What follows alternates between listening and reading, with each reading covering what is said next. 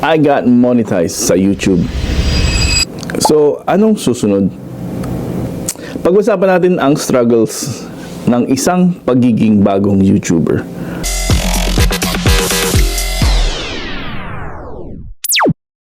It took me years para magkaroon ng 1,000 followers at 4,000 hours of views. Hindi ko naman masyadong iniisip noon na kung mamamonetize ba itong YouTube ko or what. But I like posting videos na kung ano-anong mga bagay. Like kung anong nangyayari sa buhay ko. Then, it came nga na tumataas yung mga subscribers ko hanggang sa magkaroon ako ng 1,000 followers, which means na-monetize na yung channel ko. Masaya syempre. I mean, posting videos and making money. Sino bang hindi gusto nun? Sino bang taong tatanggi doon? I'm enjoying editing videos. Kaya ako nag-YouTube. Pero ngayon, meron na akong way para kumita dito sa YouTube. So, anong susunod kong gagawin? I'm making this video para din pag-usapan natin or ma-discuss natin or ma-share ko sa inyo para matulungan ko rin yung sarili ko kung ano ang dapat kong gawin. Because hanggang ngayon is nangangapa pa rin ako dito sa YouTube. Ang posting videos minsan na walang views or konting views. May mga views na medyo lumalakad pero mostly hindi ko alam kung tama ba yung ginagawa ko o mali. Unang-una is importante ang content creation. Siyempre, kailangan magkaroon ka ng content sa channel mo para panoorin ka ng tao. Coming up with an idea or a content na unique is napakahirap. Hindi mo alam kung magugustuhan ba ito ng mga tao. But if you're enjoying it, then go ahead, post it. Kasi naman, may mga, para naman sa akin, I'm posting the video because gusto kong i-share and also, I'm enjoying what I'm doing or posting videos. So, posting videos na medyo, walang katulad, which is mahirap dahil sa billions ng mga videos dito sa YouTube. Pero, making the video your own is napakahalagang bagay kasi doon ka makikilala ng mga audience mo. Speaking of audience, number 2 as importante is finding your audience, your own audience. Magkaroon ka ng mga followings na yung talagang pupuntahan yung channel mo o babalik-balikan nila yung channel mo dahil gusto nila yung ginagawa mo o gusto nila yung content mo. Sa simula is walang manonood ng mga videos mo, walang nakakatangkilik, you think na maganda yung idea mo pero pag pinost mo is walang views o walang nagko-comment o walang nagla-like. It's okay. I mean, just keep posting your videos, keep making quality content. Lahat naman ng malalaking YouTubers ay nagsimula sa 0 subscribers.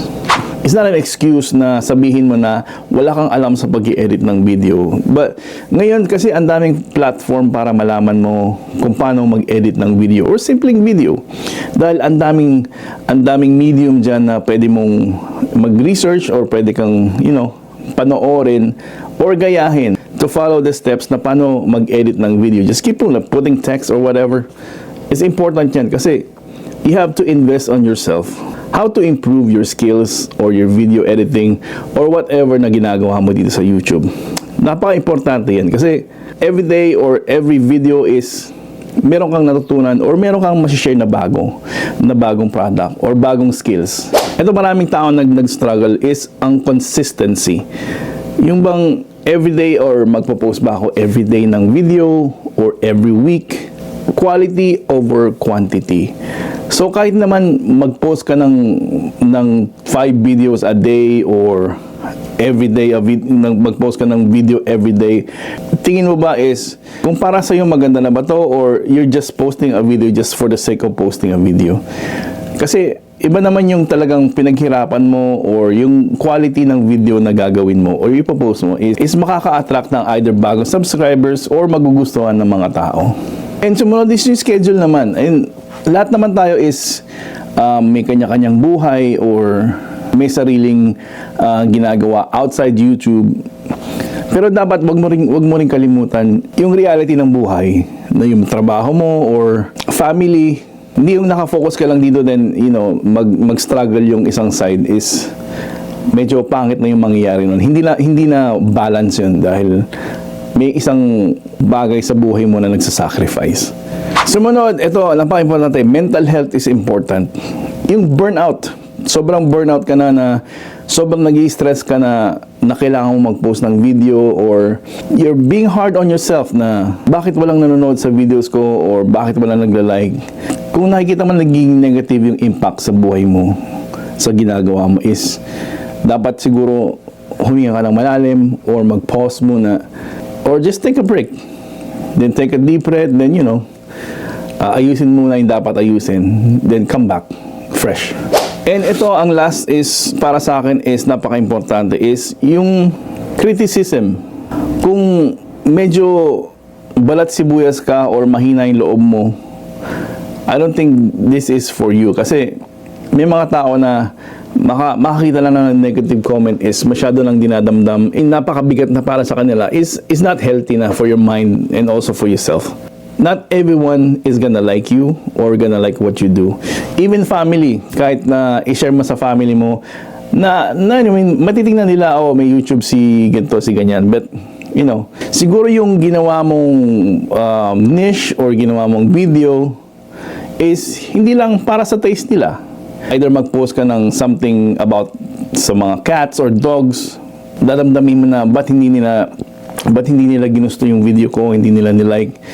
Siguro hindi para sa kanila yun. Pero may mga iba pang audience or may ibang audience para dun sa video na yun.